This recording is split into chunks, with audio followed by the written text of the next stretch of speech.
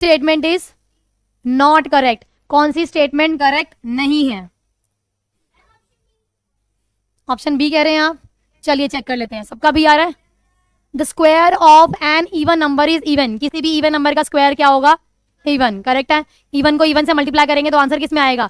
Even में ही आएगा। तो इसलिए इवन का स्क्वायर भी क्या होगा? इवन ही होगा। तो ये क्या होगा? ट्रू। अब वो कह रहे हैं the square of an odd number is even. दो ऑड नंबर्स हैं, उनका स्क्वायर भी क्या होगा? Even. No. Odd multiply odd करेंगे, आंसर किस में आएगा? ऑड में ही आएगा। तो ये स्टेटमेंट क्या होगी आपकी? फॉल्स। क्लियर है? स्क्वायर ऑफ ऑड मतलब ऑड मल्टीप्लाई ऑड। तो ये याद रखना है आपको, इवन मल्टीप्लाई इवन क्या होता है? Even. And odd multiply odd क्या होता है? ऑड। याद रहेगा। Then the product of two odd number is odd. अभी बताया मैंने, ऑड को ऑड से मल्टीप्लाई करेंगे तो क्या आएगा? ऑड ही आएगा। तो ये क्या होगा आपका? True. The sum of an odd number and an even number, यानी क्या पूछ रहे हैं? Sum of odd and even, यानी ऑड प्लस इवन पूछ रहे हैं। दोनों अलग अलग है, तो ऑड प्लस इवन क्या होगा? ऑड होगा। ये इवन कह रहे हैं, तो ये क्या हो गया? फॉल्स। क्लियर है? तो इस वाले से आपको क्या सीखने को मिला कि इवन मल्टीप्लाई इवन क्या होता है? Even. And odd multiply odd क्या होता है?